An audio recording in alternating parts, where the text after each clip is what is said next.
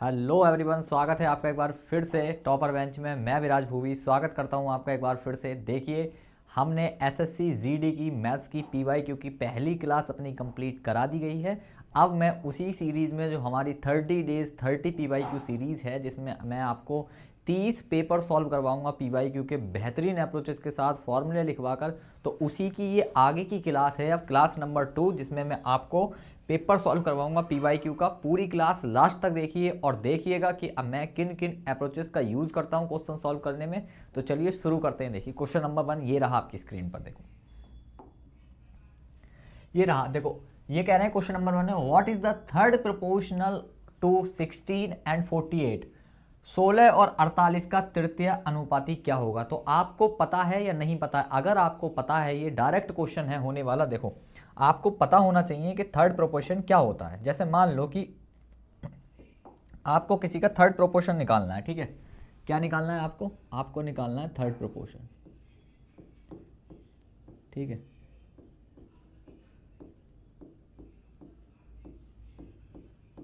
आपको third proportional निकालना है तृतीय अनुपाती, जिसको हिंदी में क्या बोलते हैं? तृतीय अनुपाती। देखो कैसे निकाला जाता है, पहले बताओ। जैसे मान लो आपको संख्या दे दी गई है, ठीक है।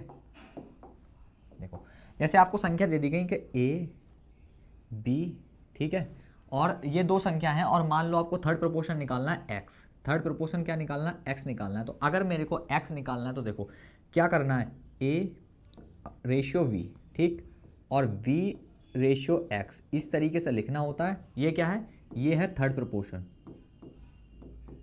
ठीक। अब देखो x की वैल्यू क्या आती है? तो x की वैल्यू आती है बी स्क्वायर अपॉन में a। तो ये होता है अपना थर्ड प्रोपोर्शन। तो अगर आपको पता था तो आप डायरेक्ट भी कर सकते थे, अदरवाइज ये फॉर्मूला होता है इसका। और देखो, अभी फोर्थ का ही बताऊंगा, पहले इसको कर लेते हैं। तो इसका क्या आएगा भाई? देखो, तो 16 है ना, और डिवाइड बाई 48, और इंटू 48, और डिवाइड बाई एक्स, ठीक। तो 16 तिया 48 और x बराबर कितना आ गया? 48 या कितने होते हैं? 144। 144 इज द राइट आंसर। तो आई होप कि आपको ये वाला सवाल तो समझ में आया होगा, बिल्कुल बेसिक सवाल था। अब देखिए, अगर मान लो आंसर आपके पेपर में आता है कि फोर्थ प्रोपोर्शन क्या होता है, ठीक है, ठीक है, थर्ड तो बता दिया, फोर्थ बताओ। जैसे अगर आपको निकलने आ जाता है चौथा, ठीक है, फोर्थ, तो फोर्थ कैसे निकाला जाता है?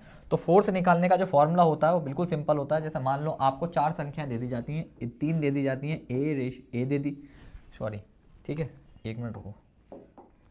जैसे आपको यहाँ मिटाई, क्या निकालना है आपको? आपको निकालना है फोर्थ प्रोपोर्शन, ठीक है, और आपको संख्या दे दी गई है ए बी सी, और फोर्थ प्रोपोर्शन निकालना है इनका, वो है एक्स। क्या है? एक्स। ये क्या है अपना? दिखाई दे रहा है या नहीं? दिखाई दे रहा है आपको? देखो, ये क्या है? ये है फोर्थ प्रोपोर्शन, ठीक, ये निकालना है। तो एक्स जो निकलता है वो क्या होता है? देखो, आपको कुछ नहीं करना, ए लिखना है, डिवाइड बाई वी लिखना है, और बराबर में सी लिखना है, और इसके बटे में एक्स लिखना है। तो एक्स जो आता है वो आता है यहाँ से वी सी अपॉन में ए। तो ये होता है अपना फोर्थ प्रोपोर्शन। आई होप कि आपको समझ में आया होगा। तो देखो, हमारा जो, मैं इन क्वेश्चंस को, आपके जो 20 क्वेश्चन हैं, ये विद इन 20 मिनट से भी कम में किए जा सकते हैं। तो लेकिन आपकी क्लास जो होती है वो 40 मिनट, 42, 43 मिनट्स की होती है। वो इसलिए होती है कि मेरे को जो एडिशनल जानकारी आपको देनी होती है कि थर्ड प्रोपोर्शन, अगर जैसे इसमें थर्ड पूछा, हो सकता है किसी क्वेश्चन में अगले वाले में फोर्थ पूछे, तो फोर्थ कैसे निकाला जाता है, इस तरीके से मैं एडिशनल जानकारी आपको ऐड कराता हूँ, ठीक है। देखिए, ये कह रहे हैं, if the question number 2, if the simple interest on a principal of 2 years is 42 and the compound interest is 51, then what is the principal? अच्छा, मुझे सबसे पहले ये बताओ, आपके दिमाग में आप सिंपल इंटरेस्ट और कंपाउंड इंटरेस्ट से क्या समझते हो? आपके दिमाग में क्या चीज़ आती है? सिंपल इंटरेस्ट और कंपाउंड इंटरेस्ट। देखो, सिंपल इंटरेस्ट क्या होता है? जैसे मान लो आपको 10%, 15% ये सिंपल इंटरेस्ट लेना है, जैसे, तो 2 साल का कितना हो गया? 30%। लेकिन कंपाउंड इंटरेस्ट में, चक्रवृद्धि ब्याज में अलग चीज़ें चलती हैं। चक्रवृद्धि ब्याज में चलता है ब्याज पर ब्याज, ठीक।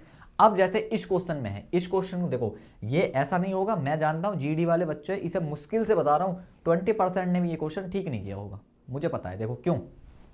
अब जैसे मान लो ये क्वेश्चन है, तो इस क्वेश्चन में एक टेक्निकल टर्म्स यूज हुआ है। क्या है? वो है कि आपको भाई ऐसा ही दे दिया, ठीक है, साधारण ब्याज, और आपको सीआई दे दिया चक्रवृद्धि ब्याज। अब देखो, आप बताओ साधारण ब्याज जो है 42 है 2 साल का। तो आप बताओ अगर 1 साल की बात करूं तो 1 ईयर का जो एसआई रहा होगा, 1 ईयर सिंपल इंटरेस्ट चक्र साधारण ब्याज रहा होगा, वो कितना रहा होगा, 21 रहा होगा। ठीक है, कितना रहा होगा, 21, 21 रहा होगा या ना, बस हाँ या ना में जवाब दो। ठीक है, रहा होगा। अब बताओ, जैसे सपोज करो, ध्यान से समझो, ये लाइन है, यहाँ बताओ, यहाँ बताओ, चलो यहीं बताता हूँ। ये लाइन है भाई एसआई की, ठीक है समझना, और ये लाइन है सीआई की। लाइन से समझाता हूँ मैं। पहले साल भाई तुमको एसआई मिला होगा, दूसरे साल तुमको सीआई, मतलब उसी सीआई है, उसी प्रिंसिपल पर। देखो पहले साल और 2 साल का, मान लो ये 1 ईयर का है और ये 2 ईयर का है। ठीक, आपको यहाँ पे क्या मिला, आपको यहाँ पे मिला 21 रुपीज़, और यहाँ पे भी आपको कितना मिला, 21। यानी आपको जो है 21 रुपये यहाँ पे मिले और 21 रुपये दूसरे टर्म में मिले। लेकिन सीआई में क्या होगा, मेरी बात ध्यान से सुनो। ठीक, सीआई में क्या होगा भाई, सीआई में होगा ये कि आपको, ये मैं ले रहा हूँ सीआई, यहाँ पे आपको पहले साल तो 21 रुपये मिलेंगे। क्यों, क्योंकि प्रिंसिपल सेम है, प्रिंसिपल इज इक्वल। अगली बार तुम्हें 21 रुपये तो मिलेंगे ही, अगली बार तुम्हें 21 रुपये तो मिलेंगे ही, प्लस 21 रुपये के अलावा भी पैसे मिलेंगे। और वो कितने मिलेंगे भाई, जो इस पे देखो, इसका जो परसेंटेज रहा होगा 21 का, इसका परसेंटेज और मिलेगा आपको यहाँ पे जाके। आपको मान लो 10% ले रहे थे तो 2.1 रुपीज़ और मिलेंगे, क्योंकि ब्याज पे ब्याज मिलता है। तो अब देखो, मिलने कितने चाहिए थे, हमें 42 रुपये मिलने चाहिए थे, मिले कितने, 51 रुपये मिले, यानी 9 रुपये एक्स्ट्रा मिले। तो वो जो 9 रुपये एक्स्ट्रा मिले, कितने पर एक्स्ट्रा मिले, वो 21 पर एक्स्ट्रा मिले, तो 9/21 ये आ गई अपनी रेट ऑफ इंटरेस्ट। कितना आ गया, रेट ऑफ इंटरेस्ट आ गया, इतने, मतलब रेट ऑफ इंटरेस्ट इतना है।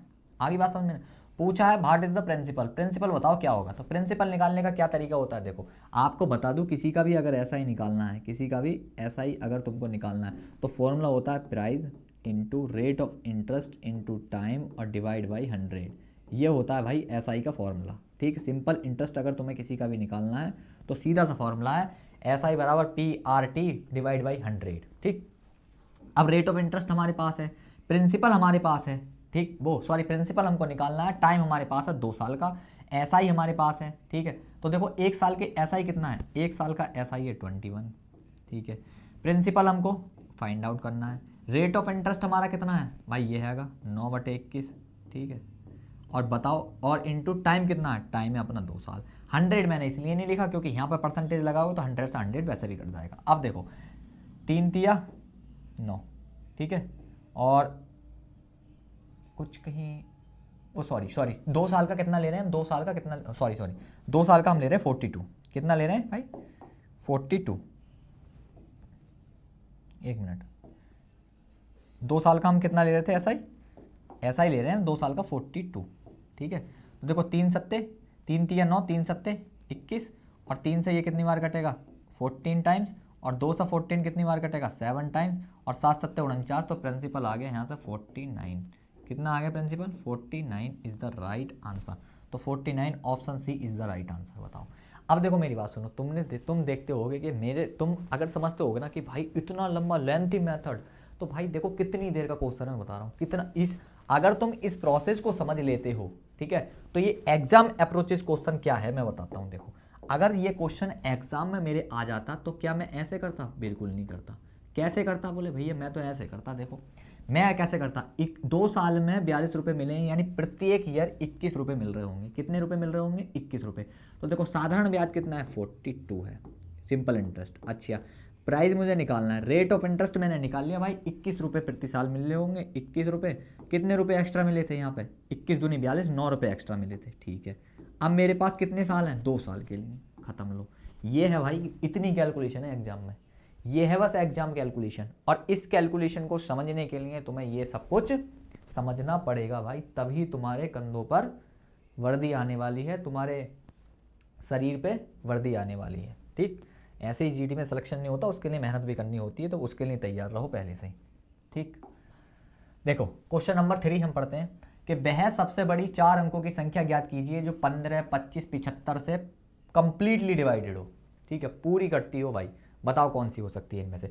अच्छा, इन नंबरों में से मुझे बताओ भाई, 5 जिसके लास्ट में आ रहा है, 5 इसके लास्ट में आ रहा है, 5 इसके लास्ट में आ रहा है, तो भाई एक चीज़ तो तुम दिमाग में सोच के भी बता सकते हो कि 5 से वही संख्या कटती है जिसका यूनिट डिजिट या तो 0 रहा हो या फिर 5 रहा हो। तो ये चौथा वाला क्या कर रहा है यहाँ पे, ये बताना जरा। ये फोर्थ ऑप्शन यहाँ पे क्या कर रहा है, ये तो हटा दो, इसका तो कोई काम नहीं है। बोले हाँ भैया इसका तो कोई काम नहीं है। अच्छा आओ देखो, एक मिनट, इसमें देखो एक इसमें एरर है क्वेश्चन में। क्वेश्चन एरर ये है कि इसमें एक जगह जो है ना, ये लिख लेना, यहाँ पे जो है ना 40 भी है, ठीक है, यहाँ पे 40 भी है, ठीक, और यहाँ पर भी 40 है, क्योंकि इसमें 2 क्वेश्चन मैच कर जाएंगे वरना। यहाँ पर भी और क्या है, एक संख्या 40 भी है, ठीक, यानी 40 से भी नंबर कटना चाहिए। अब देखो ध्यान से, पहली बात तो ठीक 40 भी है। अब देखो ध्यान से, मुझे बताओ 40 से कौन सा नंबर कटेगा जिसका यूनिट प्लेस डिजिट कितना रहा हो, 0 रहा हो। 40 से तो वही नंबर कटेगा, ठीक। तो इसका मतलब ऑप्शन बी सी भी खत्म। 2 ऑप्शन मैंने खत्म कर दिए भाई। मैं क्यों निकालूं डायरेक्ट, मैं तो मतलब मैं पूरी कैलकुलेशन क्यों करूं, मैं तो ऐसे करूंगा, ठीक। अब देखो ध्यान से भाई, 25 से मुझे काटना है। अच्छा 25 से वो प्रत्येक नंबर कटता है जिसके लास्ट 2 डिजिट 0 रहे होते हैं, लास्ट 2 डिजिट 0 रहे होते हैं, वो प्रत्येक नंबर कटता है। अब आ जाना जरा यहाँ, 9660 को मैं ब्रेक करके ऐसे लिख सकता, 9960 को 9900 और प्लस 60, ठीक है। अगर मुझे 25 से ये नंबर कट रहा होता तो 25 से ये नंबर तो कट गया, लेकिन ये नंबर नहीं कटा, बताओ, ठीक है। इसका मतलब ये नंबर 25 से नहीं कटेगा, और जब ये नंबर 25 से नहीं कटेगा तो एकमात्र नंबर बचा जो सबसे कटेगा, option A. Option A is the right answer. ये था भाई इसको डायरेक्ट करने का तरीका। अब बढ़ते हैं नेक्स्ट क्वेश्चन की तरफ, ठीक है। देखिए नेक्स्ट क्वेश्चन ये रहा, ये कह रहे हैं the average weight of Gopal, Akshay and Atul is 46 kg if the average weight of Gopal and Akshay is 40 kg and the average weight of Akshay and Atul is 45 kg, then what is the weight of Akshay. Akshay का वजन बताओ कितना होगा। बिल्कुल सिंपल सा सवाल है भाई, लल्लू सवाल है। देखो कितने लड़के हैं, 3 लड़के हैं। देखो गोपाल, अक्षय और अतुल का औसत वजन 46 kg है। अच्छा मैं अगर इनका टोटल वजन निकाल दूं, कितने, तीनों का, किसका, गोपाल का, अक्षय का, ठीक है, और किसका, अतुल का, ये आ गया अपना अतुल। कितना आएगा इनका टोटल वजन, 46 तिया कितने होते हैं, 46 3 है ना, 46 तिया कितने होते हैं, तो होते हैं 138। कितने होते हैं, 138। अच्छा यदि गोपाल और अक्षय का औसत वजन, अगर मैं बात करूं गोपाल और प्लस अक्षय की, गोपाल और अक्षय की बात करूं तो कितना है उनका वजन, तो उनका वजन है 40 kg, तो 40 दूनी 80, इन दोनों का वजन 80 kg है, ठीक है। अब कह रहे हैं अक्षय और अतुल, अगर मैं बात करूं अक्षय और प्लस अतुल की, ठीक है, तो इनका वजन कितना है, तो इनका वजन है 45 दूनी 90। अच्छा दोनों को ऐड कर दो, ठीक है, इसको और इसको ऐड करो प्लस। अगर मैं इन दोनों को ऐड करता हूं तो अक्षय कितनी, तो देखो गोपाल आ गया, अक्षय कितने हो गए, 2 अक्षय हो गए, ठीक, एक एक चीज़ लिख कर दिखानी पड़ती है मुझे, और 1 अतुल हो गया। कितना आ गया जोड़ के, तो इनका जोड़ के आ गया 170। कितना आ गया 170। अच्छा इस वाले में से अगर मैं ये वाला घटा दूं, इस वाले में से ये वाला घटा दूं तो मुझे बताना क्या आएगा। तो आप कहोगे भैया गोपाल से तो गोपाल कट जाएगा, ठीक है, यानी गोपाल से तो गोपाल घट जाएगा, ठीक, अतुल से अतुल घट जाएगा, तो कितने बचेंगे, सिर्फ 1 अक्षय बचेगा, ठीक है, इधर, और इधर 170 में से 38 गए तो कितने बचेंगे, 32 इधर बचेंगे। तो अक्षय का वजन कितना आ जाएगा, तो अक्षय का वजन आ जाएगा 32 kg। कितना आ जाएगा, 32 kg। This is the basic of this question, ठीक। अगर मान लो कि ये क्वेश्चन एग्जाम में आता तो क्या तुम ऐसा करते, इसको नहीं करते। आ जाओ दिखाता हूँ एग्जाम अप्रोच, ठीक है भाई, एग्जाम अप्रोच क्या होती है। देखो मुझे एक बात ध्यान में पहले ही आ गई थी क्वेश्चन पढ़ते वक्त, गोपाल, अक्षय और अतुल तीनों का, मैं नाम भी नहीं लिख रहा। 46 तिया होते हैं 138। 46 तिया कितने होते हैं भाई, 138। आ जाओ लिख देते हैं यहाँ पे, 46 तिया होते हैं 138, ठीक। यदि गोपाल और अक्षय का औसत वजन 40 है तो 40 दूनी 80 माइनस 80, ठीक है। और मुझे पता है 2 बार अक्षय आ रहा है, अक्षय का वजन पूछा था, तो अक्षय और अतुल का वजन 45, 45 दूनी 90, ठीक है। इनमें से इसे घटा लो, आंसर आ जाएगा, ठीक। मतलब बड़े वाले में से छोटा वाला घटाना था, कुल मिला के ये बड़ा वाले में छोटा वाला घटा दो, आंसर आएगा 32।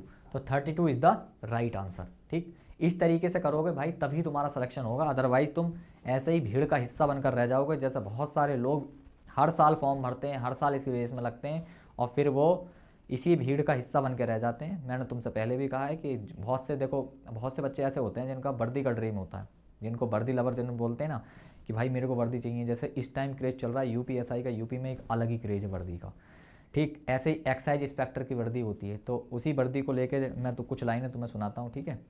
कि मुझे हारा हुआ समझते हैं ये लोग, एक दिन ये लोग मुझे हारे लगेंगे।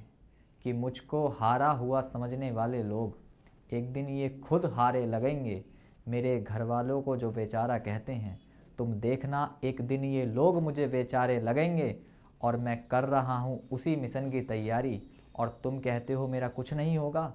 वक्त का इंतज़ार करो, मेरे बदन पे वर्दी होगी, मेरे कंधों पर सितारे लगेंगे। तो उस दिन का तुम्हें वेट करना है कि तुम्हारे बदन पे वर्दी होगी और कंधों पर भी सितारे लगेंगे, ठीक। तो उसके लिए मेहनत करनी पड़ेगी भाई, मेहनत करोगे तभी सिलेक्शन होगा। तो आ जाओ यहाँ पे, मेहनत हम करा देंगे आपको। देखिए ये रहा क्वेश्चन नंबर नेक्स्ट। ये कह रहे हैं in an examination there are 3 papers of mathematics, 2 papers of English and 1 papers of science. अच्छा तुमको ये दिक्कत तो नहीं होती कि भाई मैं पहले इंग्लिश में क्वेश्चन क्यों पढ़ता हूँ? बता दी भाई। देखो मैं बताऊँ, जीडी में ज़्यादातर बच्चे कौन जाते हैं, ठीक है।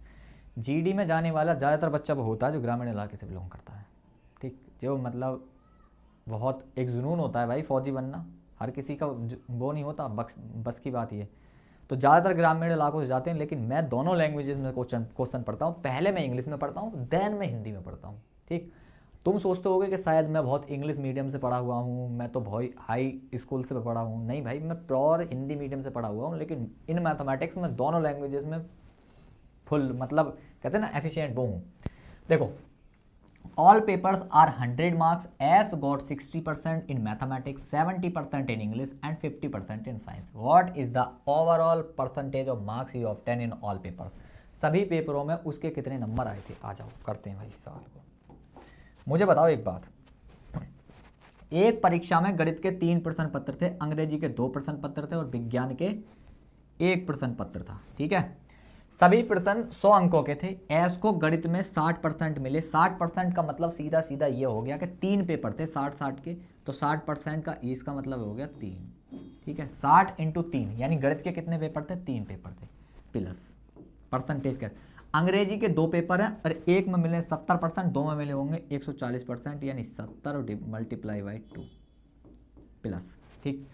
विज्ञान में 50% अंक मिले, विज्ञान का केवल एक पेपर था तो विज्ञान में 50 ही मिले तो 50 ही लिख दिए, ठीक है। और टोटल पेपर कितने थे? टोटल पेपर थे 3 ये, 2 ये और 1 ये, 3 और 2 5 और 1 6, टोटल पेपर थे 6। अच्छा 60 दिया 180, 70 दूनी 140, 320 और 50 कितने हो गए? 370। 370 डिवाइड बाई 6 भाग करो। देखो आंसर जो आएगा 60 तो पूरा कंप्लीटली डिवाइड नहीं होता, ठीक है। देखो 6 छंग 36, 1 बचा, 6 ही कम 6, 61.67 is the right answer. Option D नहीं है, लेकिन यही ऑप्शन इसका सही है, 61.66%। तो 6.66 जो होता है उसे 67 लिख सकते हैं, ठीक है। नेक्स्ट क्वेश्चन देखो भाई, ये कह रहे हैं ये टाइम एंड वर्क का क्वेश्चन है और बहुत अच्छा क्वेश्चन है, तो ये आपको बहुत बढ़िया तरीके से देखना पड़ेगा। देखो जी क्या है, A can do a work in 32 days and B can do the same work in 48 days. They work together for 8 days and then A leaves. In how many days will be completed 60% of the remaining work? जो बचा हुआ काम है उसका 60% कितने दिनों में complete कर देगा B, अगर A उसको छोड़कर चला जाए तो। देखो भाई A इस किसी काम को 32 दिनों में करता है, B उसी काम को 48 दिनों में कर सकता है। A कितने दिनों में कर सकता है भाई? 32 दिनों में, ठीक। बी कितने दिनों में कर सकता है? बी उसी काम को 48 दिनों में कर रहा है। अगर मैं दोनों का एलसीएम ले लूँ तो मुझे बताओ दोनों का एलसीएम कितना आता है? तो आप क्या पहले लेते हैं बड़ा वाला नंबर, अच्छा 48, 48 में क्या रह गया जो इसमें 32, 16 दूनी 32, 16 या 48, यानी कहने का इन द सेंस कि 48 का कितना रह गया? 2, इसका 2 रह गया, 3 तो आ गया, तो इसका 2 रह गया, ठीक है। यानी 16 आ गया, 2 रह गया, तो 48 दूनी 96, यानी इसका एलसीएम कितना हो गया? 96। कितना हो गया भाई? 96। कितना एलसीएम हो गया? 96। अच्छा 32 दिया 96, यहाँ 3 आ गए, 48 दूनी 96, यहाँ 2 आ गए। ये आ गई एफिशिएंसी। क्या हो गई? एफिशिएंसी आ गई, ए की एफिशिएंसी एंड बी की एफिशिएंसी। समझ गए ना? अब देखो करना क्या है, करना क्या है, बे 8 दिनों तक एक साथ काम करते हैं। भाई साहब मुझे एक बात बताओ, अगर किसी की एफिशिएंसी ए प्लस बी की जो एफिशिएंसी है, ए प्लस बी की जो एफिशिएंसी है वो 5 है। 5 तो 8 दिन में कितना काम करेंगे, तो 8 दिन में काम करेंगे, मल्टीप्लाई बाई 8, 8 पंजे 40, यानी 40 वर्क कंप्लीट कर दिया होगा इन्होंने साथ साथ। हाँ, तो मुझे बताओ 96 में से अगर किसी ने 40 काम कर दिया तो काम कितना बचा, तो काम बचा 56। ये है रिमेनिंग वर्क। कितना है ये रिमेनिंग, ठीक है भाई, ये रिमेनिंग वर्क जो काम रह गया होने से। ठीक, अब ये काम तो रह गया, तो इस काम को भी करने के लिए कोई ना कोई तो आएगा। अब इस काम को करने के लिए जो 56 काम रह गया, अब आता है बी की एफिशिएंसी कितनी है, बी की एफिशिएंसी है भाई साहब 2, वो करता है 2 की एफिशिएंसी से काम। अगर ये सब काम हम इससे करवाते तो वो 28 दिन में कर देता। कितने दिन में कर देता, 28 दिन में। लेकिन हमने तो उससे सब काम नहीं करवाया, हमने करवाया सिर्फ और सिर्फ इसका 60% ऑफ वर्क। और आपको पता है भाई 60% की जो फ्रैक्शन वैल्यू होती है वो अच्छी तरह आपको पता है कि वो होती है 3/5, यानी हमने इसका 3/5 हिस्सा काम करवाया है। और आपको पूरी तरीके से पता है कि 5 कहीं भी नहीं कर सकता, तो नीचे 5 जरूर आएगा। ऑप्शन ए नहीं हो सकता, ऑप्शन सी नहीं हो सकता। 2 में आप फंस गए, तो इसको करने के लिए क्या करना पड़ेगा, इसको 2 से क्या करना पड़ेगा, डिवाइड करना पड़ेगा। कितना आएगा 28, 28 दिया कितने होते हैं 84, यानी 84/5 आ गया। तो देख लो क्या कौन सा दे रहा है, 16 पंजे 80 और 2 82, ये तो हो नहीं सकता। 18 पंजे 90 और 2 92, ये नहीं हो सकता। Option B is the right answer. ठीक है भाई, बताओ सवाल समझ में आया है नहीं आया, अरे बताओ सवाल समझ में आया है नहीं आया। ठीक है, देखो ये कह रहे हैं question number 7, what is the LCM of 28, 60, 120 and 135। LCM बताना है भाई, क्या होगा इसका। ठीक है, सीधा सा हिसाब है, मैंने तुम 1000 बार बताइए, पिछली क्लासों में भी एक चीज़ बताइए भाई, एलसीएम जब भी निकालना हो और तुम्हें ऊपर 0 दिखाई दे रहा हो तो उसका सीधा सीधा मतलब ये होता है कि आंसर में 0 110% आएगा। ठीक, तो ये हटा दो और ये हटा दो और ये हटा दो, option B is the right answer. ठीक, इस तरीके के अप्रोचेस जब तुम अपनाओगे तभी भाई सिलेक्शन लेकर जाओगे। ठीक, और टॉपर बेंच सिलेक्शन देता है इसीलिए क्योंकि भाई मैं भी उन्हीं तरीकों से सिलेक्शन लेकर आया हूँ यहाँ तक। ऐसे ही मतलब मुझे मत समझ लेना तुम आप। ठीक, मैं अपनी जॉब के दम पे नहीं पढ़ा रहा हूँ, मैं कभी मतलब बहुत कम रेयर केस में ही मैं बोलता हूँ कि भाई मैंने ये चीज़ें करी हैं, ये चीज़ें ऑफ्टन की हैं। ठीक है, मैंने इतने पेपर निकाले, इतने अच्छे मार्क्स, वो कुछ मैटर नहीं करता। एट द एंड मैटर करता है मैं पढ़ाता कैसा हूँ। ठीक, आपके लिए मैंने क्या मेरी क्या अचीवमेंट रही, इससे ज़्यादा मैटर ये करता है कि मैं कैसा पढ़ा रहा हूँ आपको, आपके समझ में आ रहा है या नहीं आ रहा है।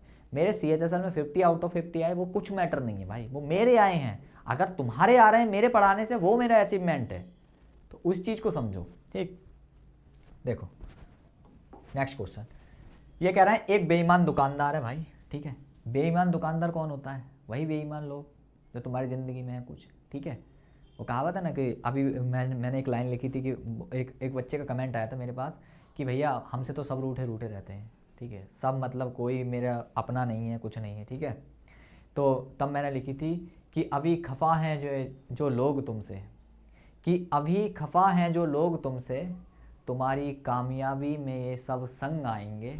ठीक है, कि अभी जो रूठे हैं तुमसे, तुम्हारी कामयाबी में ये सब संग आएंगे। ठीक है, तुम्हारी भी सरकारी नौकरी लगेगी, तुम्हारी भी मेहनत रंग लाएगी। ठीक, तो ये है ना कि इसी तरीके से तुम्हें देखना होता है। ठीक है, देखो ये लाइन इस तरीके से हो सकती थी, मैंने थोड़ा सा चेंज हो गया। देखो कैसे कि अभी रूठे हैं जो सब लोग मुझसे, तुम देखना मेरी कामयाबी इन सबको संग लाएगी। कि अभी रूठे हैं जो सारे लोग हमसे, तुम देखना मेरी कामयाबी इन सबको संग लाएगी, मेरी भी सरकारी नौकरी लगेगी, मेरी भी मेहनत रंग लाएगी। तो बस तुम्हें उस दिन के लिए पढ़ना है जिस दिन तुम्हारी भाई सिलेक्शन होगा, फाइनल लिस्ट में नाम आएगा, और डेफिनेटली आएगा, सबका आता है एक एट द एंड जो मेहनत करते हैं बहुत सच्चे मन से। देखो भाई, एक बेईमान दुकानदार अपने सामान को क्रय मूल्य पर बेचने का दावा करता है। वो कहता है भाई साहब मैं दे रहा हूँ जितने का लाया हूँ इतने का दे रहा हूँ। ठीक है, तुम कहते नहीं हो, कोई कहता भाई साहब इसमें मैंने 20 रुपये का घाटा खा लिया। एक बात बताओ, ऐसा कौन दुकानदार है जो 20 रुपये का घाटा खा के सामान बेच रहा है, और सही सामान है, सामान में भी कोई दिक्कत नहीं है, कोई नहीं है। ठीक है, वो तो ये उसी तरीके के दुकानदार होते हैं। देखो, बेचने का वादा करता है, हालांकि वह ऐसे वजन का उपयोग करता है जिसका वास्तविक वजन उस पर लिखे वजन से 60-46% कम है। भाई ये तो गजब ही कर रहा है, 46% कम, समझ रहे हो। अब देखो, उसका लाभ प्रतिशत क्या है, what is the profit percent क्या है उसका। एक बात मुझे बताओ, अगर कोई सामान 100 का था, किसी सामान का कॉस्ट प्राइस वो 40% कम वजन का उपयोग करता है, ठीक। तो देखो इस बेईमान दुकानदार के सवालों को कैसे किया जाता है, ये हम यहाँ पर नहीं लिखते हैं, ठीक है, मैं बताऊँ कैसे करना होता है। देखो देखो ध्यान से समझना क्या चीज़ मैं बताना चाह रहा हूँ और क्या चीज़ तुमको समझना है। देखो अगर कोई, जैसा मान लो कि मैंने क्या करा, कोई सामान 46 का है, ठीक है, और इधर 100 लिखना होता है, ठीक। तो अब मुझे एक बात बताओ कि what is the percentage profit, कितना परसेंटेज प्रॉफिट रहा उस पर। तो देखो किस तरीके से इस सवाल को डील करेंगे, ठीक।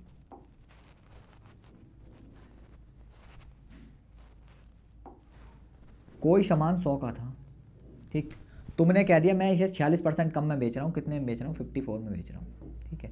लेकिन तुम ऐसा कर कब रहे हो, तुम तो ऐसा कर ही नहीं रहे। बेईमान दुकानदार का यही तो काम होता है भाई, ये कह रहा है मैं तो इतने का सामान लाया था, इतने में बेच रहा हूँ, लेकिन नहीं, वो इसे इसका जो वजन का कमी उपयोग कर रहा है, यानी वो 54 का सामान ही, 54 सामान तो वो 100 देना था, लेकिन वो दे रहा है 54, कितना दे रहा है, 54। तो हमको भी सिर्फ और सिर्फ सेकंड लाइन से मतलब है, पहली वाली लाइन से मतलब नहीं है, ठीक है।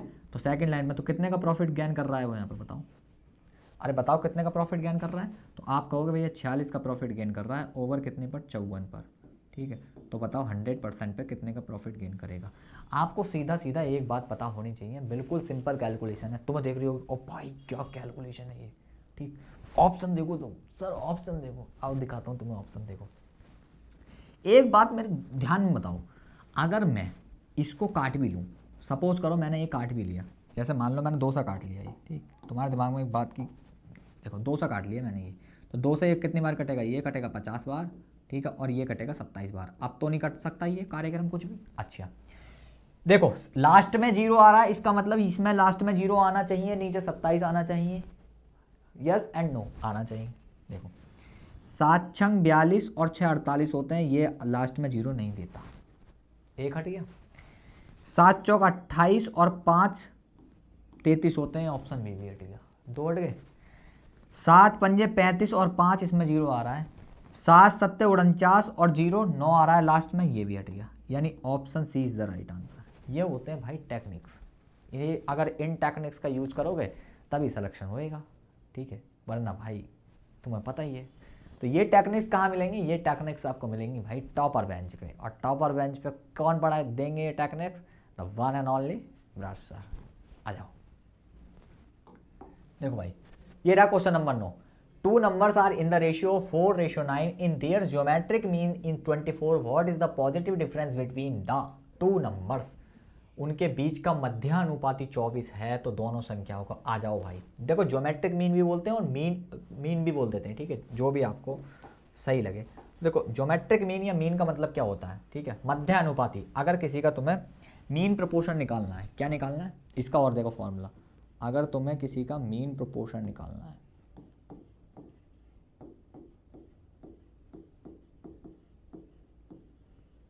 यह कहते हैं मध्यानुपाती। ये जो भाई मैं लिखवा रहा हूँ फॉर्मूले, इन्हें सब लिखते हुए चलो तुम। देखो क्या होता है, सपोज करो x निकालना है, तो कुछ नहीं करना, जो दोनों संख्या है उन्हें अंडर रूट में लिख दो, a/b। बताओ सवाल समझ में आई या नहीं आई। तुम कहोगे भैया ये होता कैसे है, बोले आपने तो ये लिख दिया, कैसे होता है। देखो सपोज करो वो संख्या है, एक है a, दूसरी है b, ठीक है, मुझे मीन प्रोपोर्शन निकालना है x का, यह मीन प्रोपोर्शन।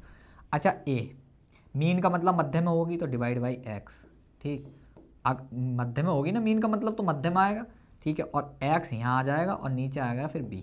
अगर मैं यहाँ से x स्क्वायर निकालूंगा तो वो आएगा a इंटू बी, ठीक। तो यहाँ से अगर मैं x निकालूंगा तो वो आएगा अंडर रूट a b। बताओ सवाल समझ में आयो या नहीं आयो, ये फॉर्मूला जो मैंने बताया हो तो हमको समझ में आयो या नहीं आयो, आ गया ना समझ में, ठीक। बहुत तरीके की लैंग्वेज आती है मुझसे, हल्के मत ले लेना। देखो भाई, तो देखो बिल्कुल सिंपल सा सवाल है भाई, इसको 4x मान लो, इसको 9x मान लो, हो गया सवाल खत्म। 24 दे रखा है मध्यानुपाती, 24 अंडर रूट बराबर यहाँ लगा दो 4x, देखो 9 चौक 36 और इंटू एक्स स्क्वायर। भाई अगर बाहर निकालूंगा तो सीधी सीधी 6x की वैल्यू कितनी आ जाएगी, 24 आ जाएगी, यहाँ से कट गया 6 से, कितनी बार 4 बार, x बराबर 4 आ गया। क्या पूछा है, उनसे पूछा है what is the difference, positive difference बताना। तो 4 और 9 कितने हो गए 5x, 5x की वैल्यू बचानी है, 5 चौक होते हैं 20, खत्म, 20 इज़ द राइट आंसर। ठीक, अब देखो ये चीज़ें मैं तुमको क्यों बताता हूँ कि फॉर्मूला क्यों लिखवाता हूँ, ये सवाल कुछ नहीं है। अगर तुम्हें फार्मूला पता है, अगर तुम्हें फार्मूला नहीं पता तो भाई तुम तो फिर घूम जाओगे सवाल में, मैं क्लियर बता रहा हूँ। अगर तुम्हें ये फार्मूला ही नहीं पता, अगर तुम्हें ये ही नहीं पता कि ये कैसे होता है, क्यों होता है, तो फिर तो तुम घूमने वाले हो सवाल में, सीधा सा हिसाब है भाई। ठीक, नेक्स्ट क्वेश्चन देखो भाई, ये कह रहे हैं the ratio of the heights of two cones is 4:3 and the ratio of the radii of their base is 1:2, find the ratio of their volumes. अच्छा, कौन के बारे में कुछ थोड़ा सा हम जानते हैं। देखो भाई, शंकु के बारे में थोड़ा थोड़ा बताना का प्रयास करता हूँ मैं। कुछ इस टाइप की फिगर का नाम है भाई शंकु। क्या है इस फिगर का नाम, कौन। अच्छा, ये रेडियस होती है गुरु, ये हाइट होती है, ये स्लाइंट हाइट होती है। तिर्यक ऊंचाई किसको बोलते हैं, तिर्यक ऊंचाई एल को। अच्छा, इसके फॉर्मूले लिख लेते हैं यार, देखो ध्यान से समझना। सबसे पहले मैं अगर बात करूँ वॉल्यूम की, इसका अगर मुझे वॉल्यूम लिखना है भाई, वॉल्यूम मैंने ऐसे लिख दिया और फिर लिख दूंगा मैं हिंदी में आयतन। अब भाई बहुत मैंने पक्षपात कर दिया हिंदी वालों के साथ, उनके साथ नहीं करूँगा पक्षपात। देखो आयतन होता है इसका, वो होता है 1/3, ठीक है, और पाई आर स्क्वायर एच, कितना होता है पाई आर स्क्वायर एच। अगर मैं यही बात करूँ कर्व सरफेस एरिया की, सी एस ए, जिसको भाई बोलते हैं हिंदी में वक्र पृष्ठ, क्या बोलते हैं, वक्र और पृष्ठ। अगर मैं इसकी बात करूँ तो वो होता है अपना पाई और आर और एल। ठीक है, दो फॉर्मूले समझ में आए या नहीं आए। तुम सोचते होगे कि भैया मैं इसको कहीं देख के आता हूँ, कुछ आता हूँ, अरे ये भाई मेरे दिमाग में पता है रात दिन। ठीक, यहाँ कट लगा के देखोगे ना तो ये फॉर्मूला निकलेगा, ऐसा सीन है। आ जाओ, अगर मैं बात करूँ TSA की, टोटल सरफेस एरिया की, ठीक है, संपूर्ण पृष्ठ या कुल पृष्ठीय क्षेत्रफल भी इसको हम बोल देते हैं, यहाँ लिख लेते हैं संपूर्ण पृष्ठ। क्या लिख देते हैं, संपूर्ण पृष्ठ। अगर मैं इसकी बात करूँ तो वो होता है पाई आर और आर प्लस एल। अच्छा तुम बताओ मुझे एक चीज़, मुझे तुम बताओ भैया, कर्व सरफेस एरिया और टोटल सरफेस एरिया में दिक्कत क्या है, क्या चीज़ ऐसी इंक्लूड हो जाती है। अच्छा मैं तुमको एक एग्जांपल लेके बताता हूँ। देखो ठीक है, यहाँ पे एक डिब्बा रखा है, मैं दिखाता हूँ आपको। देखो सपोज करो ये है एक फेविकॉल का डिब्बा है, ठीक है, इससे हम समझते हैं। ये क्या है, सबसे पहले मुझे बताओ, ये एक सिलेंड्रिकल शेप है। क्या है, ये एक सिलेंड्रिकल शेप है, मतलब एक बेलन के आकार का है। ठीक, अगर मुझे बात करनी हो इसके कर्व सरफेस एरिया की, तो कर्व सरफेस एरिया में ये एरिया आता है। ठीक है, कर्व सरफेस एरिया में कौन सा एरिया आता है, ये वाला एरिया। ये वाला एरिया किसमें कंसिडर किया जाएगा, कर्व सरफेस एरिया में। यानी सिर्फ और सिर्फ मुझे कर्व लेना, ऐसे ऐसे ऐसे, इसका ओरोपास का कर्व। ठीक, अगर वहीं मैं बात करता हूँ भाई टोटल सरफेस एरिया की, तो मुझे अगर कुल पृष्ठीय क्षेत्रफल इसका निकालना है तो कैसे। अब देखो कुल पृष्ठीय क्षेत्रफल में भाई यहाँ पर भी तो सतह है, ये भी तो सतह है और ये भी सतह है, तो ये दो सतहें ऐड हो जाती हैं तो हो जाता है वो कुल पृष्ठीय क्षेत्रफल। तो हमेशा याद रखना, अगर तुम्हें किसी का वक्र पृष्ठीय क्षेत्रफल निकालना होता है तो हमेशा आपको वो चीज़ें लेनी होती हैं जिस पर वो टिका हुआ है वो हटा दो, और जो ऊपर से है वो हटा दो। यानी ऊपर और नीचे की चीज़ें हटा दो तो वो हो जाता है वक्र पृष्ठ, और ऊपर और नीचे के जो क्षेत्रफल है उनको जोड़ दो तो वो हो जाता है संपूर्ण पृष्ठ। ठीक है, दिस इज द बेसिक। आ जाओ, और कुछ है भैया, हाँ एक और लिख लो। ये स्लैंट हाइट का भी तो कार्यक्रम खत्म करा दूंगा भाई। अगर मुझे स्लैंट हाइट निकालनी है तो आपको पता है पाइथागोरस से निकाल सकते हो आप। एल बराबर क्या होता है, वो होता है आर स्क्वायर प्लस के एच स्क्वायर। ठीक, बाकी आगे जो फॉर्मूले आएंगे उनको हम करते चले जाएंगे।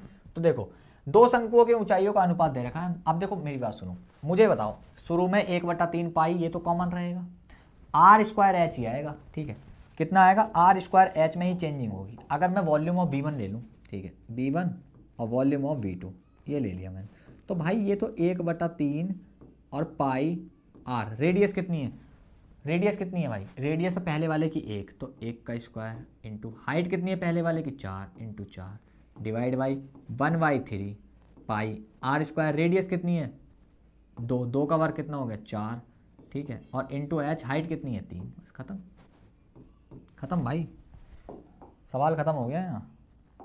सवाल नहीं, मैटर ही खत्म हो गया। वो कहते हैं ना खत्म हो गया भाई मैटर।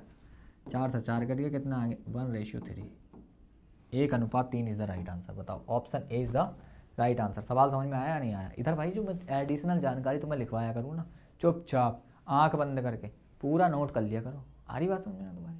हल्के में मत लियो तुम। नेक्स्ट क्वेश्चन देखो भाई, ये कह रहे हैं मंदार के 2 बेटे हैं, केतन और तुषार। मंदार नाम का व्यक्ति है भाई, केतन और तुषार उसके 2 बेटे हैं। ठीक, 11 वर्षीय केतन को मंदार की संपत्ति से कुछ धन मिलता है और 12 वर्षीय तुषार को एक है भाई 11 साल का। देखो एक तो है 11 साल का, एक है 12 साल का। ठीक है, लेकिन केतन और तुषार को धन 22 वर्ष की आयु में पर ही मिलेगा। ठीक है, तब तक धन बैंक में 8% की वार्षिक चक्रवृद्धि ब्याज दर पर से जमा है। जब दोनों 22 वर्ष के हो जाते हैं, एक 11 का एक 12 का, ठीक है, तो उन्हें समान, भाई बिल्कुल डिट्टो क्वेश्चन कल की क्लास में कराया और बिल्कुल आसान तरीके से कराया। अब तरीका मैंने कल बता दिया था, रेशियो भी बताया था और बाकायदे एक फॉर्मूला लिख के भी बताया था, तो वो आपको कल की क्लास में देख लेना है, आप सिंपल समझेंगे। भाई देखो, एक 11 एक 12 है, इसका मतलब 1 साल का अंतर है बस, और कुछ नहीं है सवाल में, 1 साल का अंतर है, 8%। देखो ये है, कौन कौन से बेटे हैं इसके, एक है केतन और एक है तुषार, यही है केतन और तुषार। अच्छा ध्यान से समझो, 8% की फ्रैक्शन वैल्यू मुझे बताना कितनी होती है। आप कहोगे भैया 8% होता है 2/25, 2/25। अच्छा एक चीज मुझे बताओ, जो बेटा छोटा है, अगर राशि समान मिल रही है तो जो बेटा छोटा है जिसे साल ज़्यादा मिले तो उसे राशि कम मिली होगी, और जिसे राशि कम मिली उसे भाई साल ज़्यादा मिले होंगे। ठीक, तो देखो ये 11 साल का था, ये भैया 12 साल का था, तो इसने पैसा ज़्यादा लगाया होगा, यानी तुषार जो है उसने पैसा ज़्यादा लगाया होगा। तो 25 और 2 27, यानी तुषार ने पैसा लगाया भाई 27। ठीक है, और ये उसने पैसा कम लगाया होगा, किसने, केतन ने पैसा लगाया 25। ठीक है, यानी लगाया है कुछ भी, मैं देखो मैं कभी कभी जो ना कुछ ऐसे वर्डिंग का यूज़ करता हूँ, जैसे कि इसमें कैसे कितना पैसा लगाया है, रेशियो में पैसा लगता है क्योंकि पार्टनरशिप का कभी कभी मुझे याद आ जाता है, ये जो है इस रेशियो में इसने पैसे दिए थे भाई। ठीक है, अब टोटल तो भाई इतने रुपए मिले, टोटल तो इतने पैसे थे, तो मुझे बताओ टोटल की वैल्यू कितनी है। तो टोटल की वैल्यू 52, यानी आपको भाई 52 की वैल्यू दे रखी है। 52 की वैल्यू कितनी दे रखी है, वो दे रखी है 247 और कितने 00, ये दे रखी है। आपको वैल्यू किसकी निकालनी है, तो तुषार शुरू में कितना धन दिया गया था, तो तुषार को भाई शुरू में कितना धन दिया गया था, ये वैल्यू है, तुषार की वैल्यू निकालनी है। अच्छा किसकी वैल्यू निकालनी है, तुषार। एक मिनट रुकना, मैं कुछ गलती तो नहीं कर रहा हूँ। मंदार ने 2 बेटे केतन और तुषार हैं। ठीक है, 11 वर्षीय केतन को मंदार की, गलती कर रहे हैं भाई हम। देखो मेरी बात सुनो, एक गलती हो गई, बस सिली मिस्टेक हम कह सकते हैं, silly mistake, only silly mistake consider करेंगे इसको। क्या गलती कर गए हम, देखो मैं बताता हूँ। गलती हम ये कर गए भाई साहब, ये 11 साल का है, ये 11 साल का है, तो इसने पैसे ज़्यादा लगाए होंगे भाई, ज़्यादा लगाए होंगे ना। कितने इसने लगाए हैं, केतन ने 27 और तुषार ने 25, टोटल कितना है 27 है, वो 25 27 52। वैल्यू किसकी निकालनी है, तुषार की 25 की वैल्यू निकालनी है, तो 247, ठीक है, और 00 डिवाइड बाई 52 मल्टीप्लाई बाई 25, ये है भाई इसका आंसर। अब तुम्हारे दिमाग में एक बात घंटी बज रही होगी, बोले भैया इस क्वेश्चन को हम इजी कैसे करें, कैलकुलेशन इसकी इजी बता दो। देखो कैलकुलेशन समझते हैं इजी। मैं क्या काम करता हूँ, मैं ट्राई करता हूँ 25 दूनी 50 2 बार काट के ट्राई करता हूँ, यानी 2 से ज़्यादा आएगा नहीं, जो उसका आंसर आएगा ऊपर, आंसर जो आएगा ऊपर, जो मेन आंसर होगा वो उससे कम होगा। क्या होगा, उससे कम होगा। ट्राई करते हैं, देखो 2 एकम 2, ठीक है भाई, 2 दूनी 4, ठीक, और 2 तिया 6, यानी आंसर जो आएगा भाई 2 तिया 6, ठीक। इसमें कुछ गड़बड़ हो रहा है क्या,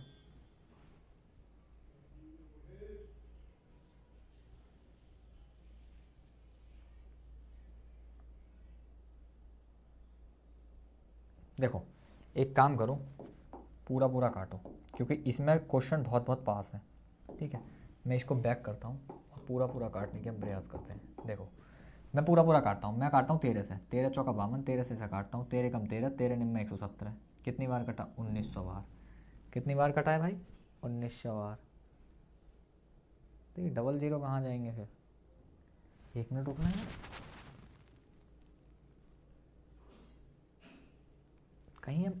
भाई गलती कर रहे हैं क्या? हाँ देखो 1900 बार, 1 मिनट रुक जाओ भाई।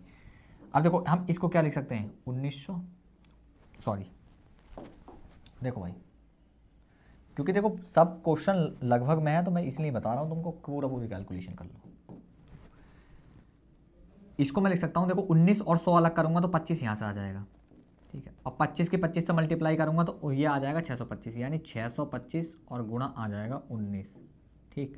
तो देखो 19 पंजे 95, हासिल लगे 9, 19 दूनी 38 और 9 7, यानी 47, 47 का 7, ठीक। तो ये नहीं हो सकता, ये नहीं हो सकता, आ जाओ 47 का 7, 19 छक्का कितने होते हैं, 19 छक्का होते हैं 114, 114 और 4 118, यानी आंसर आ गया 11,875 is the right answer.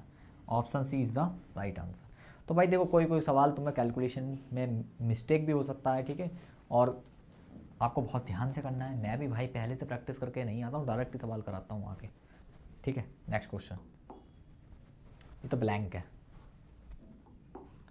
E blank है। ये कह रहा है a man goes from Kolkata to Ahmedabad. भाई कोलकाता से अहमदाबाद जाता है, बताओ कहाँ था कोलकाता? लो दिखाओ, तो मैं जादू दिखाता हूँ, देखो बताओ कहाँ था कोलकाता?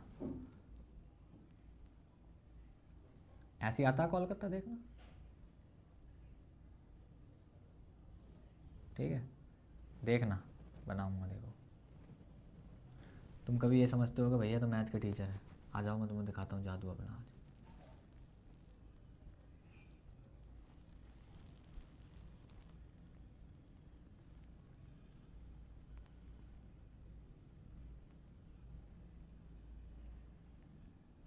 ठीक है, इतना एफिशिएंट बन नहीं पाया, बहुत ख़तरनाक मैप बनाता हूँ मैं, भीड़ मत जाना मुझसे कभी, ठीक है।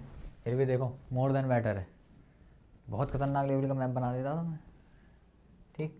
तो कलकत्ता कहाँ पड़ता है इसमें, आ जाओ अपना मेन क्वेश्चन पे आते हैं। ये कह रहा है a man goes from Kolkata to Ahmedabad at a speed of 9 kilometre per hour, returns to Kolkata from the same distance at a speed of 18 kilometre per hour, what is the average speed of the entire journey. जब भी आपको दो speed दी रखी हूँ, जब भी आपको दो स्पीड दे रखी हूँ S1 एंड S2, और आपसे पूछा जाए एवरेज स्पीड, एवरेज स्पीड, तो उसका सिंपल सा फॉर्मूला है 2S1 S2 divide by S1 plus S2, बस खत्म। आ जाओ कर लो कैलकुलेशन, 9 इंटू 18 इंटू 2 और 9 और 18 27, खत्म सवाल, खत्म हो गया भाई मैटर। देखो 9 3 27, 3 6 18 और 6 दूनी 12, 12 is the right answer. Next 33 करते हैं सवालों को। देखो I student was offered the following discount proposal on the purchase of a book, ठीक है, फर्स्ट 2 सक्सेसिव डिस्काउंट। देखो मैं हमेशा सिंपल सी बात बताता हूँ, जितना डिफरेंस कम होगा छूट में, जितना डिफरेंस छूट में कम होगा, छूट उतनी ही ज़्यादा होगी, ठीक है, समझ रहे हो ना, छूट उतनी ही क्या होगी, ज़्यादा होगी। अब देखो बताओ, इनमें से कह रहे हैं कि ये बताओ सबसे ज़्यादा छूट कौन सी प्रदान करती है, ठीक। 20-20% के 2 सक्सेसिव डिस्काउंट, अगर मैं 20-20% के 2 सक्सेसिव डिस्काउंट ले लूँ तो कितने की छूट मिलेगी मुझे,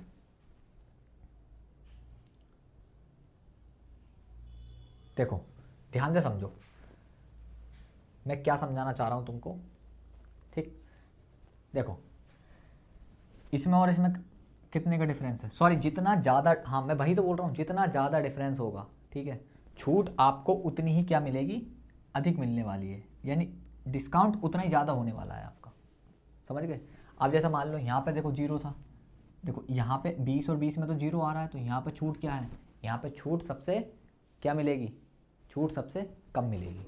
अगर मैं यहाँ पे बात करूँ तो डिफरेंस कितने का है, तो आप कहोगे 10 का है, ठीक है, तो यहाँ पर छूट इससे थोड़ी ज़्यादा मिलेगी। अब मैं बात करूँ तीसरे वाले में, तो यहाँ पर डिफरेंस कितने का, 20 का है, तो यहाँ पर छूट इससे थोड़ी ज़्यादा मिलेगी। अगर यहाँ पर मैं बात करता हूँ कि 35, तो यहाँ पर छूट सबसे ज़्यादा मिलेगी। तो option D is the right answer. Next देखो यार, इसमें थोड़ा सा एरर है क्वेश्चन में, ठीक है, मैं सही कर देता हूँ। इसका जो करेक्ट वर्जन है वो ये लिख लो, करेक्ट वर्जन लिखवा रहा हूँ मैं तुमको। देखो करेक्ट वर्जन है इसका 48 डिवाइड बाई 8, ठीक है, into multiply 49 divide by 7 plus 40 divide by 4 multiply by 7 और -3। ये है भाई इसका करेक्ट वर्जन, ठीक है। ये भी गलत है और ये भी गलत है, ठीक। करो इसका सॉल्यूशन करो। देखो भाई 7 सत्ते तो 49 होते हैं, हाँ जी। 4 धाई 40 होता है, ठीक है। यहाँ से भी 4 बचेगा तो कितने हो गए, 10 चौक 40 और 7 कितने हो गए, 47, ठीक है। मल्टीप्लाई 8 छंग 48, 6 सत्ते 42, लास्ट में 2 आएगा। Option D is the right answer. बताओ सवाल समझ में आया नहीं आया भाई? लास्ट में कितना आएगा, डी आएगा। ऑप्शन डी इज़ द, वो लास्ट में 2 आएगा। Option D is the right answer. Next question. 2 trains 210 metre लंबी and 140 metre longs and among in the same direction at speed of 80 kilometre per hour, ठीक है। 210 metre 140 metre लंबी 2 train है, 80 kilometre प्रति घंटे और 150 किलोमीटर प्रति घंटे की गति से एक ही दिशा में चल रही हैं। पीछे से आ रही ट्रेन को देखो, जब ट्रेन है, थोड़ा सा एडिशनल जानकारी बता देता हूँ पहले। जब ट्रेनें जा रही हो सेम डायरेक्शन में, ये भी और ये भी, ठीक है, तब क्या करते हैं, तब कर देते हैं रिलेटिव स्पीड क्या हो जाती है, माइनस। क्या हो जाती है भाई रिलेटिव स्पीड? रिलेटिव स्पीड हो जाती है माइनस। क्या कर देते हैं, घटा देते हैं।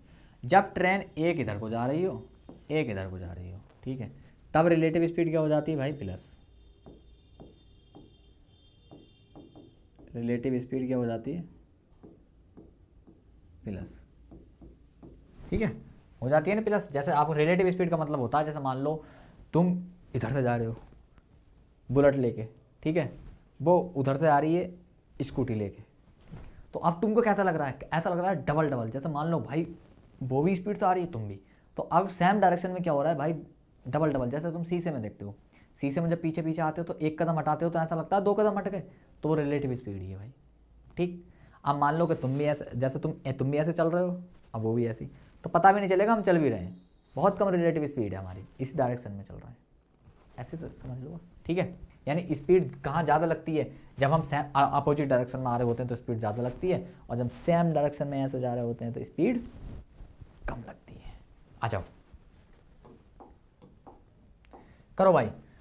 देखो 210 मीटर और 140, देखो यहाँ पे भाई किलोमीटर पर आवर है, और पहले बता दूँ यहाँ पर मीटर है, और आंसर पूछा मिनट में। क्या है इसका वो देखो, अगर आपको कोई भी चीज़ किलोमीटर पर आवर में दे रखी हो और वो मीटर प्रति सेकंड में बदलनी है, तो 5/18 से कर दो मल्टीप्लाई, आ जाता है मीटर पर सेकंड। अगर कोई चीज़ मीटर प्रति सेकंड में दे रखी है और किलोमीटर पर आवर में, तो 18/5 से कर दो मल्टीप्लाई और लिख दो किलोमीटर पर आवर। अब तुम्हारे दिमाग में एक बात आ रही होगी, हमारे ना होते ये याद कि कब 18 से करनी है और कब करनी है 5 से। अच्छा ये कितने बच्चों का इशू है? कितने बच्चों के ये चीज़ याद नहीं रह पाती कि कब 5/18 से मल्टीप्लाई करनी है और कब जो है 18/5 से मल्टीप्लाई करनी है? कितने बच्चों को लगता है? बता दूं एक इसका रामबाण इलाज, देखो आ जाओ रामबाण इलाज समझ लो। अच्छा एक बात बताओ, मीटर बड़ा होता है किलोमीटर? आप कहोगे भाई किलोमीटर बड़ा होता है, तो किलोमीटर बड़ा होता है तो लिख तो दिया 18 बड़ा, और मीटर छोटा होता है तो ऊपर 5 लिख दिया। आप याद रह जाएगा भाई, मीटर छोटा होता है तो ऊपर 5 आ रहा है, किलोमीटर बड़ा होता है तो ऊपर 18 आ रहा है, बस इतना समझ लो, और कच्छू की बात समझने की ज़रूरत नहीं है। आ जाओ देखो क्वेश्चन करते हैं। 210 मीटर और 140 मीटर दो लंबी ट्रेनें हैं। 210 और 140 कितने हो गए भाई? दोनों की स्पीड जुड़ जाएगी। 210 और 140 कितने हो गए? 350, ठीक है। ये हो गई टोटल लेंथ जो कवर करेंगे। अच्छा एक बात बताओ मुझे, जैसे ट्रेन है, जब ट्रेन दोनों निकल के जाती हैं तो दोनों की स्पीड कवर की जाती है, ना कि एक की। ट्रेन अगर मान लो, जैसे मैं दिखाता हूँ, ये दोनों ट्रेनें थी, ये 2 ट्रेनें थी, तो इन क्या इस ट्रेन ने सपोज करो इसको पार किया, इसको यहाँ पे पार कर दिया, तो क्या इस डिस्टेंस ये ट्रेवल की गई? नहीं। पार का मतलब होता है भाई पूरी कंप्लीट डिस्टेंस, यहाँ से यहाँ तक ये है। अभी इन दोनों ट्रेनों ने एक दूसरे को छोड़ा है, ये है टोटल डिस्टेंस।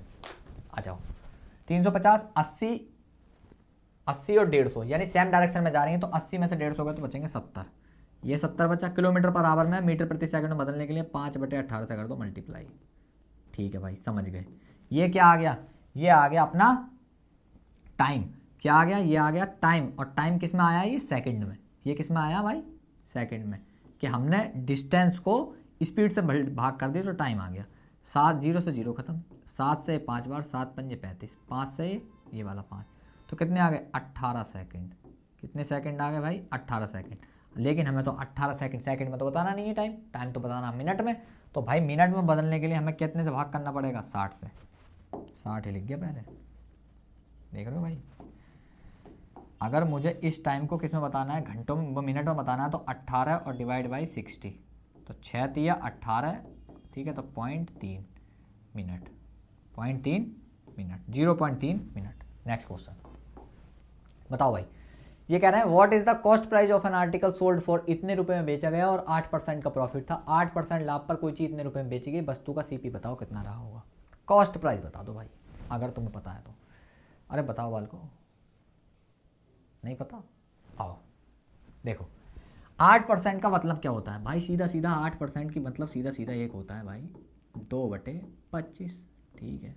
यानी कोई सामान 25 का था, 2% लाभ 27 में बेच दिया। ये सीपी, ये एसपी, कुछ नहीं है भाई।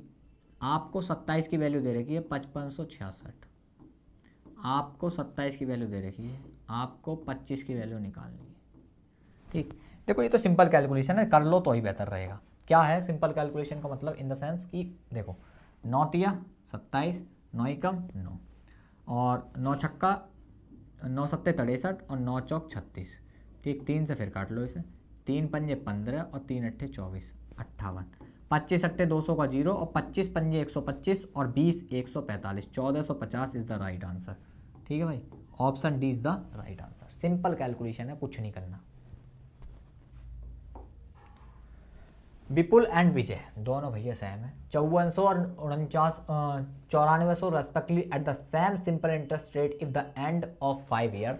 विजय रिसीव्स इतने रुपए and more simple interest than Vipul. अच्छा मुझे बताओ, देखो मैं फॉर्मूले लगाऊंगा, सीधी सी बात है भाई, मैं फॉर्मूले लगाऊंगा। कौन कौन से फॉर्मूले लगाऊंगा, मैं सिंपल इंटरेस्ट का फॉर्मूला लगाऊंगा जो होता है ये वाला, क्या होता है पी और रेट ऑफ इंटरेस्ट और इंटू टाइम और डिवाइड बाई 100, ये फॉर्मूला लगाऊंगा।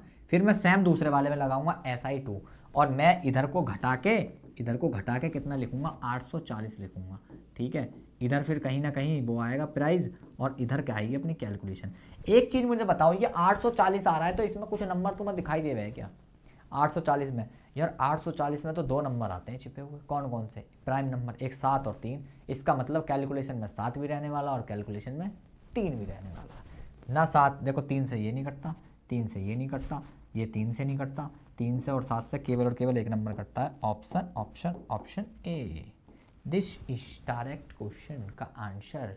बताओ समझ में आयो या नहीं आयो, बताओ कितना। अरे भाई अब देखो भाई मैं तुमको क्लियर बता रहा हूँ, ठीक है। पहले ऐसे कर लियो तो 5 साल का घटा लियो, फिर दूसरा करके 5 साल घटा लियो और आंसर निकाल लियो। मैंने वरना मेरा तरीका बना लो, सिंपल सा बिल्कुल। नेक्स्ट क्वेश्चन देखो, ये कह रहे हैं the price of petrol increased by 85%, why what percentage should it's consumption be reduce so that the expenditure increases by only 48%। Expenditure, अब तुम जैसा मान लो भाई तुम जा रहे हो कहीं घूमने, ठीक। अब पेट्रोल के प्राइस बढ़ गए लेकिन तुम इतना खर्चा नहीं बढ़ाना पा रहे, तो तुम्हें सीधा सा हिसाब है कि भाई अपना जो खर्चा नहीं बढ़ा नहीं पा रहे, प्राइस बढ़ गए तो खपत को कम करना पड़ेगा, हैं, खपत को कम करना पड़ेगा ताकि भाई चीज़ें मेंटेन हो के चलें। वरना भाई बुलेट उठाओ, पटाखे छोड़ो और मज़े लेते रहो, ठीक, कुछ नहीं होता। आ जाओ देखो समझो पहले क्या होता है एक्सपेंडिचर भैया बराबर क्या होता है, समझना। एक्सपेंडिचर बराबर होता है प्राइस गुणा कंजम्पशन, प्राइस गुणा कंजम्पशन। बोले भैया ये क्या होता है, हिंदी में बता दो। भैया जो खर्च होता है अपना, जो अपना खर्चा होता है, खर्च वो होता है मूल्य का और मल्टीप्लाई कर दो उसकी खपत से। खपत इन द सेंस कि कितना तुम यूज़ कर रहे हो। जैसा मान लो भाई सीधा सा हिसाब हो जाएगा, मैं अगर 100 रुपये का लीटर है पेट्रोल, 3 लीटर खर्च करता हूँ तो 300 रुपये का आ गया, 300 रुपये खर्चा आ गया, ठीक। इसका मतलब सीधा सीधा क्या होता है, सीधा सीधा मतलब ये होता है इसका क्या होता है कि देखो ध्यान से समझना, अगर एक्सपेंडिचर जो होता है वो डायरेक्टली प्रोपोर्शनल होता है प्राइस के। क्या होता है? प्राइस के। प्राइस इन द सेंस कि भाई जितने, अगर तुम प्राइस बढ़ाओगे तो तुम्हारा खर्चा बढ़ेगा, प्राइस बढ़ाओगे तो डेफिनेटली खर्चा बढ़ेगा तुम्हारा, ठीक। फिर एक्सपेंडिचर ही डायरेक्टली प्रोपोर्शनल होता है किसके? कंजम्पशन के। अब भैया तुम 3 लीटर ना लेकर तुम कह रहे हो कि ना जी ना गुरुजी 10 लीटर लेंगे हम, तो खर्चा बढ़ाओ, सीधा सा हिसाब है। अच्छा, बट प्राइस जो होता है, प्राइस जो होता है वो इन्वर्सली प्रोपोर्शनल होता है कंजम्पशन के। किसके? कंजम्पशन।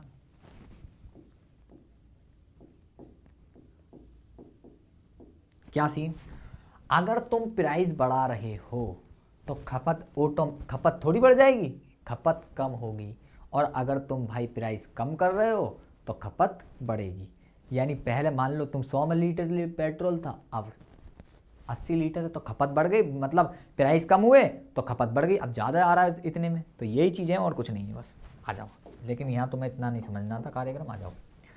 पेट्रोल के मूल्य में 85% की वृद्धि कर दी गई, ठीक है। यहाँ आ रहा है भाई प्राइस कितना कर दिया गया? अगर प्राइस 100 था तो 185 कर दिया गया, ठीक है भाई, समझ गए। इसकी खपत को कितने प्रतिशत कम किया जाना चाहिए? मुझे बताओ, इसका एक्सपेंडिचर कितना कम करूँ मैं? क्या कम करना है मुझे? एक्सपेंडिचर। सपोज करो एक्सपेंडिचर एक्स वाई करना है, ताकि जो कंजम्पशन है, ठीक है, वो कितना बढ़ सके? वो सिर्फ और सिर्फ 100 से 148 तक ही पहुँचे।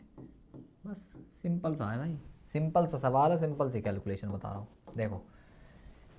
देखो समझो, इसकी मल्टीप्लाई इधर होती है और फिर इधर होती है, इसकी मल्टीप्लाई इधर होती है और फिर इधर होती है। समझ गए? अरे समझ गए या नहीं? कैसे बता दिया मैंने? गलत बता दिया भाई, गलत बता दिया। मैं भी तो कहूँ मैंने कैसे कैसे त्रिकोण बना के बता दिए, गलत बता दिए। 1 मिनट रुक जाओ भाई। देखो ऐसे नहीं होती, ऐसे नहीं होती, ठीक। देखो, अगर मुझे निकालना है एक्सपेंडिचर और प्राइस का क्या निकालना है, कितने % कम हुआ। तो देखो इस 100 से जब मैं इसकी मल्टीप्लाई इधर करूँगा, इसकी मल्टीप्लाई इधर करूँगा, तो 100 से तो 100 कटना ही है, ठीक। तो आंसर जो आएगा, अगर मुझे कंजम्पशन निकालना है तो वो आएगा 148 और डिवाइड बाई कितना आएगा? 185। कितना आएगा? 185।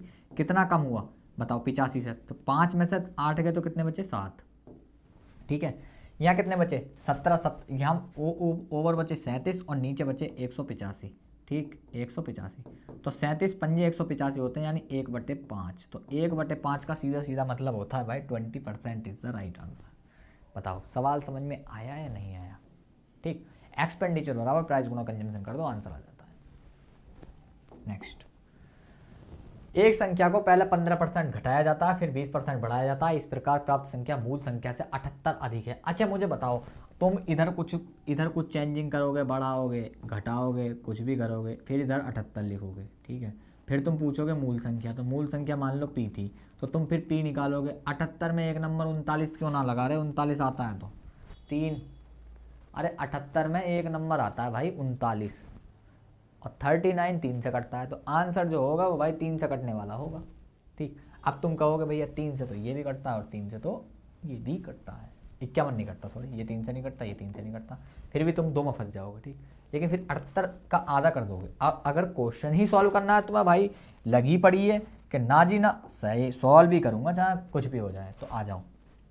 देखो सिंपल सा फॉर्मूला होता है, अगर किसी चीज़ को A% बढ़ाया जाता है, B% बढ़ाया जाता है, जो भी घटाया जाता है बढ़ाया जाता है, तो ओवरऑल परसेंटेज ये हो जाता है A + B, ठीक है, और प्लस A × B और डिवाइड बाई 100, ये होता है टोटल परसेंटेज चेंज।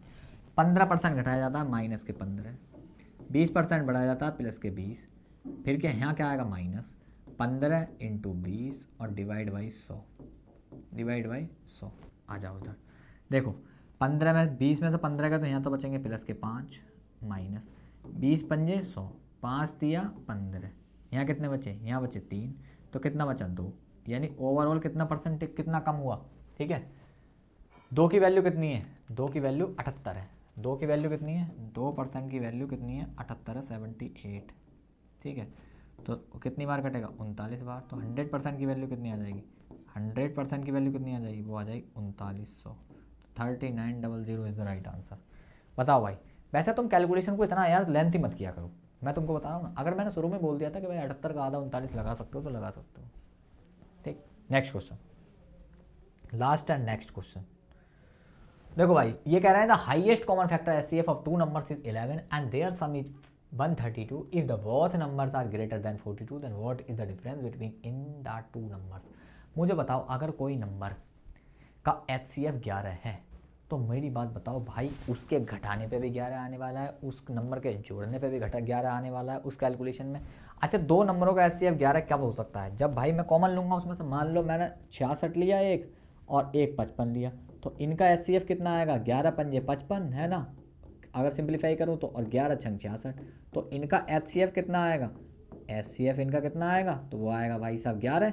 तो मेरी बात ध्यान से समझो, अगर भाई मैं इन दोनों का डिफरेंस भी लूँ, ठीक है, तो डिफरेंस कितना आएगा? अगर मैं इन दोनों को घटा दूँ सपोज करो, तो 11 कॉमन आ गया तो कितना आएगा? 6 माइनस 5, ये आ गया। तो भाई 11 फिर भी आएगा अगर सपोज करो मैं इनको जोड़ दूँ। अगर मैं इन दोनों संख्याओं को ऐड कर देता हूँ, क्या कर देता हूँ? ऐड कर देता हूँ, तो देखो 11 यहाँ पे फिर भी आएगा और 6 5 11, तो भाई 11 तो आता ही है। तो इसका मतलब आंसर में 11 तो आना ही है। 2 हटा दिए, 2 हटा दिए, 2 बच गए, एक 11 और 22, कितने कितने बच गए? 11 बच गया और 22 बच गया। अब देखो भाई दोनों नंबर कितने हैं? दोनों संख्याओं का योग कितना है? 132 है। तो एक देखो, एक मान लो भाई 11x, ठीक है, क्योंकि कैलकुलेशन करनी पड़ेगी अब कोई तरीका बचा नहीं है। ठीक, एक को मान लो 11x और एक को मान लो 11y, दोनों का योग कितना है? 11x प्लस y बराबर कितना है? वो है भाई 132। कितना? 132। 11 से कितनी बार कट रहा है? तो x प्लस वाई बराबर कितना आएगा? 11 से कितनी बार कटता है? 12 बार। 11 से कितनी बार कटता है? 12 बार। ठीक, तो ये तो आ गई दोनों संख्याओं का जो कहते हैं ना कि दोनों संख्याओं का जो कॉमन फैक्टर होगा ना यहाँ पे, वो उसका जो योग होगा वो कितना होगा? 11 होगा। अब मुझे बताओ एक संख्या हर एक 42 से बड़ी है, तो 42 से बड़ी कोई ऐसी संख्या बताओ जो, जैसे 5 ले लिया हमने, तो एक 5 लूँगा तो एक कितना लेना पड़ेगा मुझे? 7 लेना पड़ेगा। तो 7 5 12 होते हैं, 6 6 मैं ले नहीं सकता क्योंकि उसमें डिफरेंस ही भाई 0 आ जाएगा और एचसीएफ भी कितना नहीं आएगा? 11 नहीं आएगा। फिर तो 66 और 66 का तो 66 ही आ जाएगा एचसीएफ भी, सब चीज़ कॉमन आ जाएगी। तो मुझे क्या लेना पड़ेगा? x बराबर भाई साहब 5 रखना पड़ेगा, y बराबर मुझे 7 रखना पड़ेगा। दोनों का अंतर कितना है? 2। ठीक है, दोनों का अंतर कितना है? 2। दोनों का अंतर कितना है? 2, यानी x माइनस वाई की वैल्यू कितनी आने वाली है? 2 आने वाली है। ठीक, तो अंतर का पूछा तो 11, तो कर दो 11 और इंटू एक्स माइनस वाई की वैल्यू 2, तो 11 दूनी कितना आ जाएगा? 22। उन दोनों का अंतर कितना आएगा? 22। अरे सवाल समझ में आ गया नहीं आ गया? एक 5 है एक 7 है, दोनों का अंतर कितने आने वाला? 2, और यहाँ पर रख दो 2, एक्स माइनस वाई कर लो तो 2 कॉमन आ जाएगा और एक्स माइनस वाई बराबर कितना आ जाएगा? 22। तो ये थे भाई टोटल 20 क्वेश्चन। आई होप कि क्लास थोड़ी लंबी हो सकती है, मैं मानता हूँ, लेकिन भाई फॉर्मूले लिखवा कर सब चीज़ एक्सप्लेन करके मैं इस क्लास को इसी लेवल पे लेके चलता हूँ कि ये जीडी की क्लास है, ये मानते हुए। ठीक, अगर मैंने जिस दिन ये मान लिया कि भाई ये सीजीएल की क्लास है, तो तुम फिर या तो तुम रहोगे या फिर मैं रहूँगा। तो इस सेंस में कि भाई जीडी की क्लास है, थोड़ा सा यहाँ पे देखो ऐसा नहीं है 10th क्लास से जब वैकेंसी निकलती है तो उसी हिसाब से ही पढ़ाना पड़ता है। इसमें कुछ बच्चे ऐसे भी होंगे जो भाई बहुत बहुत खतरनाक लेवल के मतलब कैलकुलेशन देख के आ रहे होंगे, वो सारी कैलकुलेशन आती है, कहो तो अभी 2 मिनट में करके दिखा दूँ मैं बहुत क्वेश्चनों में तो, और किसी किसी क्वेश्चन में बता भी देता हूँ, लेकिन सभी बच्चों को देख के चलना पड़ता है। ठीक, ये भी एग्जाम अप्रोचेस क्वेश्चन है बिल्कुल। देखो मैंने 2 ऑप्शन तो देख के हटा दिए थे और 2 में कैलकुलेशन कर ली। तो ये कैलकुलेशन कैसे फास्ट कर सकते हैं भाई? डेली आप प्रैक्टिस करो कैलकुलेशन की, जितनी करोगे प्रैक्टिस इतनी ही सही होगा, इतना ही भाई आपके फ़ायदेमंद होगा। ठीक, तो ये थी आज की क्लास। आई होप कि आपको क्लास ज़रूर पसंद आई होगी। तो चलिए मिलते हैं आपसे नेक्स्ट किसी क्लास में। एसएससी जीडी के 30 मॉक टेस्ट में आपको सॉल्व कराने वाला हूँ। तब तक भाई हमारे टॉपर बेंच को सब्सक्राइब जरूर कर लें और टॉपर बेंच ऐप को डाउनलोड जरूर कर लें। Okay bye, take care.